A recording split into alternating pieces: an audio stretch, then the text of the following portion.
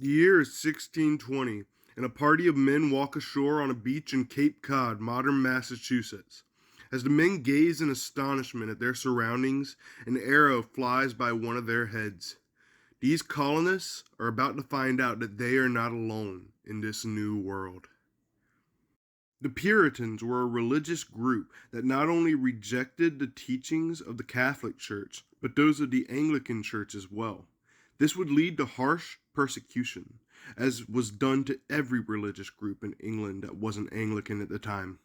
Therefore, the Puritans decided to leave England for the New World, which had been quote-unquote discovered by Columbus 130 years prior. In July of 1620, after a brief stint in the Netherlands, the Puritans procured two ships, the Mayflower and the Speedwell. From Holland, the two ships went to England, and between August 5th and 15th, left Southampton on a voyage due west. However, before leaving, the colonists signed a document today known as the Mayflower Compact, drafting the second rudimentary form of English colonial government in the United States, with the first being that built in Jamestown. When the denizens of the Mayflower first spotted Cape Cod, it was at the end of a long and arduous 3-month journey. Upon sending a landing party, the second major interaction between Puritan colonists and Native Americans would be recorded by the first governor of Plymouth Colony, William Bradford, in his History of Plymouth Plantation, as such. It is recorded in Scripture as a mercy to ye apostles and his shipwrecked company. Yet the barbarians showed them no small kindness in refreshing them. But the savage barbarians, when they met with them, were readier to fill their sides full of arrows than otherwise. The first recorded encounter between the Puritans and the Wampanoag would merely be foreshadowing of the violence to come. While the Puritans set about building their colony, called Plymouth, after the city in southern England, they were being watched, and they knew it. Interactions with the Native Americans were often brief and sporadic, until eventually a man walked out of the forest and started talking in broken English to the colonists. This man would introduce himself as Massasoit, and he introduced the Puritans to the Pawtuxet diplomat, Squanto, who brokered a peace between the colonists and the Wampanoag. Squanto eventually took some of the colonists to Mount Hope, the main Wampanoag settlement, to meet the Wampanoag sachem, or leader, and father of the titular King Philip, Massasoit. Bradford wrote on the encounter, "They found his place to be 20 miles from hence, ye soil good, and ye people not many, being dead or abundantly wasted in ye late great mortality, which fell in these parts about 3 years before ye coming of ye English, wherein thousands of them died. They not being able to bury one another, their skulls and bones were in many places still lying above ground." This is referring to smallpox, which had and was still devastating the Native American societies at the time. Tensions continued between Massasoit and the colonists over Squanto's status. Massasoit believed Squanto was a traitor and wanted the colonists to give him up, but they refused as Squanto was their diplomat. This was resolved in March of 1623 when Massasoit fell ill and Puritan Edward Winslow nursed him back to health, establishing an alliance. In 1624, Winslow would write Good News from New England, in which he would state, "Their sachems cannot be called kings, for only a few of them, to whom the rest resort for protection. Of this sort, Massasoit is our friend, and Canonicus of Narragansett our supposed enemy." In the 1630s, however, the Puritans would fight in the Pequot War alongside both the Wampanoag and the Narragansett. However, by the 1640s, the Narragansett sachem, Myantonemy, son of Canonicus, was plotting to form an alliance against the English with the Montauk of Long Island. However, Myantonemy's meeting with the Montauk was witnessed by English military engineer Lyon Gardner, who wrote Myantonemy's words, "These English have gotten our land. They with scythes cut down the grass, and with axes fell the trees. Their cows and horses eat our grass, and their hogs spoil our clam beds, and we shall all be starved."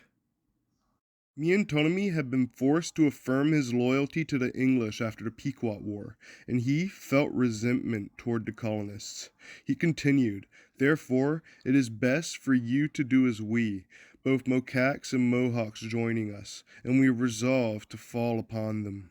Myantonemy's attempts to build an alliance against the colonists failed. After Gardner submitted his report, the English outsourced killing Myantonemy to the Mohicans and their sachem, Uncas, who summarily executed Myantonemy in August of 1643. Not all the natives were against the colonists, however, and some even converted to Christianity due to the missionaries who traveled from village to village. One of these such missionaries was John Eliot, who had established a massive congregation called the Praying Indians. These Praying Indians lived in what were called praying towns throughout New England, largest of which was Natick. Other praying towns included villages such as Panatucket, Neshope, Ug, Kuanekongkupmesut, sorry for that pronunciation, and notably Wamasut, on the site of modern Worcester. Eliot even translated the Bible into Algonquin, called Memuse Wanetupanatumwe up Biblum. King Philip, born Medicom, was born at the tail end of the Pequot War, and the Pequots would be devastated as the next great leader to rise against the English would draw his first breath. However, Medicom was not next in line to succeed his father, Massasoit, who died in 1661. Medicom's older brother, Wamsutta, would become sachem upon Massasoit's death. However, in 1662, Wamsutta would be called to court and would never return, being poisoned by the colonists. This would be the beginning of Medicom's hatred for the English. The atmosphere in the early 1670s was tense, and the Puritans had become distrustful of their once allies. The Praying Indians were supposed to act like an early warning for an impending attack, but when Praying Indian John Sassamon tried to report that Medicom was preparing for war in early 1675, he went disregarded. Sassamon was later murdered by 3 Wampanoags named Tobias, Wampaquan, and Madashunamo. They were tried and hung in Plymouth, which led to outrage amongst the Wampanoag. These people were not English, and should have been tried by Wampanoag law. This was an infringement on the Wampanoag sovereignty, and this would not go unpunished. In 1675, the neutral colony of Rhode Island sent an agent named John Easton to meet with Medicom and learn his grievances. Easton would write many of Medicom's complaints. While his biggest qualm was the death of his brother, Medicom also believed the English were being dishonest about past agreements. He had qualms about the treatment of natives in English courts, and the belief of the word of an Englishman over that of a native. Medicom also had grievances with the proliferation of alcohol in native communities and the use of alcohol to exploit sachems in bargains, alongside the fact that the natives did not fence in their land, so the colonists just used it for cattle grazing.